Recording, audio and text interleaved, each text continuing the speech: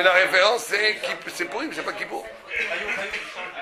À quel point c'est fort, Purim. C'est le jour le plus important demain, ce soir. Le jour le plus important de l'année, pour nous, c'est Purim. Le plus haut d'année. C'est un jour incroyablement haut. Je sais pas si ça va bien se passer ici, il n'y a pas de folie. Je crois qu'ils vont me lapider, je vais en parler de Torah tout le temps. On est là pour faire la fête.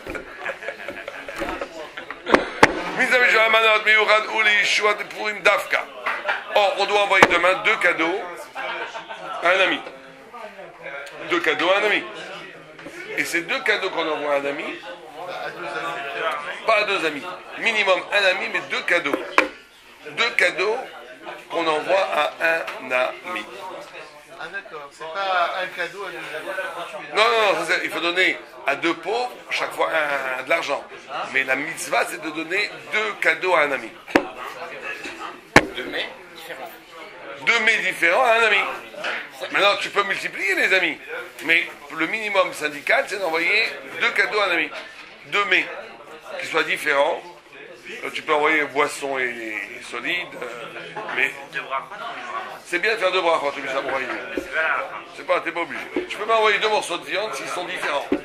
L'un une côtelette, l'autre un... Ah, vous voulez dire que dans le cadeau, il peut avoir 2 mets différents. Il faut qu'il y ait 2 mets différents. Mizat Sharmanot, Miuchad ou les choix des Purim d'Afka. Nigla Napam Ata Emilitor Alev Shechal Avotoem Bikiu Mitzvazé. C'est pas nous, c'est pas nous. Non, c'est pas nous.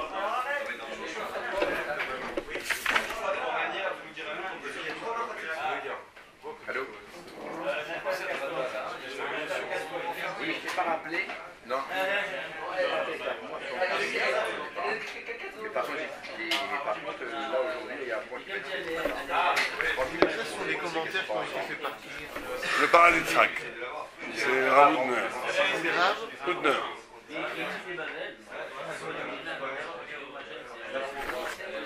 Bah d'accord, mais si quelqu'un qui peut s'organiser, c'est pas.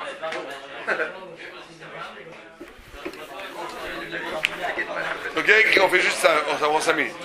Mais Purim, quand la pochette, il y a d'autres timlo. À Purim, on a une halakha que tout celui qui tend la main, on lui donne. On ne regarde pas qui c'est qui donne. On dit pas est-ce que c'est vraiment un pauvre, c'est pas vraiment un pauvre. On donne à tout le monde. À Purim, dès qu'on tend la main, on donne. Dès que quelqu'un tend la main, tu donnes. Tu réfléchis pas. De là, on apprend toute l'année, on ne va pas donner. Il faut faire attention quand on donne. Il faut pas savoir que c'est pas des escrocs, que c'est pas des. Mais à Purim, on donne à tout celui qui tend la main.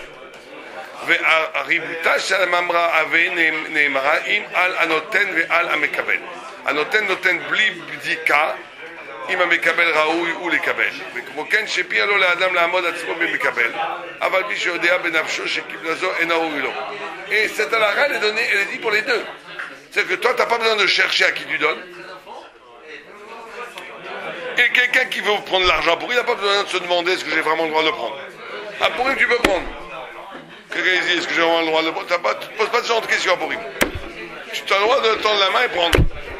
Et celui qui donne aussi, il n'a pas besoin de réfléchir, est-ce qu'il faut, oui ou non, donner à cet homme.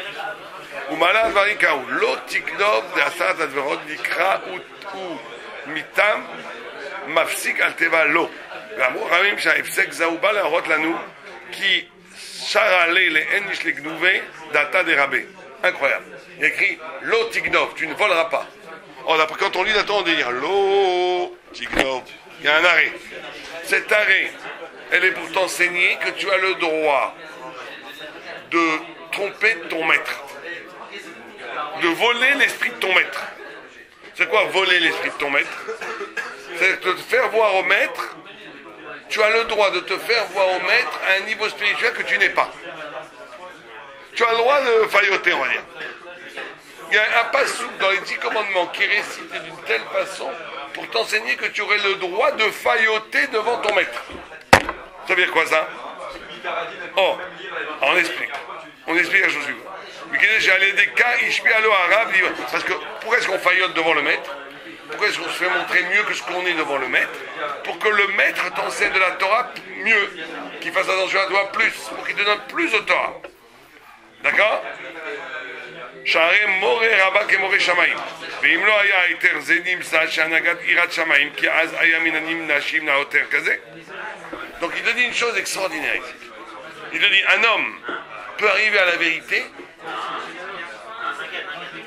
par le mensonge. Ça veut dire quoi ça? Ça veut dire qu'un homme, il va arriver par la vérité. C'est pas négatif, et c'est ça le grand danger. C'est que d'un côté, tu dois te faire un bluff. Et tu vas bluffer tes mecs. Tu dois être plus grand que ce que tu es pour avancer. Parce que si tu dis je ne suis que ce que je suis, très rapidement tu vas te rendre compte que tu es très limité. Et tu vas dire donc c'est pas pour moi, toi. Donc à un moment donné, tu dois te faire des films, tu dois avoir de l'ambition, tu dois essayer de te voir plus grand que tu n'es et de te montrer plus grand que tu n'es. Pour que le maître puisse te donner à la hauteur de ce que tu t'es exposé. Mais à ce moment-là, il va se trouver un phénomène extraordinaire, c'est qu'en faisant cela, tu vas véritablement devenir grand ce que tu as voulu être. Mais le grand danger, c'est de rester toujours dans cette extériorité de la paraître spirituelle. Alors qu'il faut effectivement être capable de transformer cet apparaître en être spirituel. Vous comprenez ?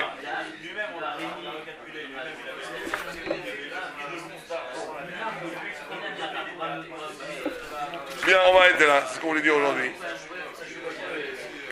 Très bien, bonne journée. Oui. Les 2 mai, c'est quoi? On a les 2 mai, pourquoi 2 mai? Quoi 2 mai? Pourquoi c'est 2 mai? Pourquoi il fait une explication? Ouais, il faut une explication. D'abord, toute la raison pour laquelle on envoie il y en a qui disent parce que c'est une boisson, boire un repas c'est boisson solidique.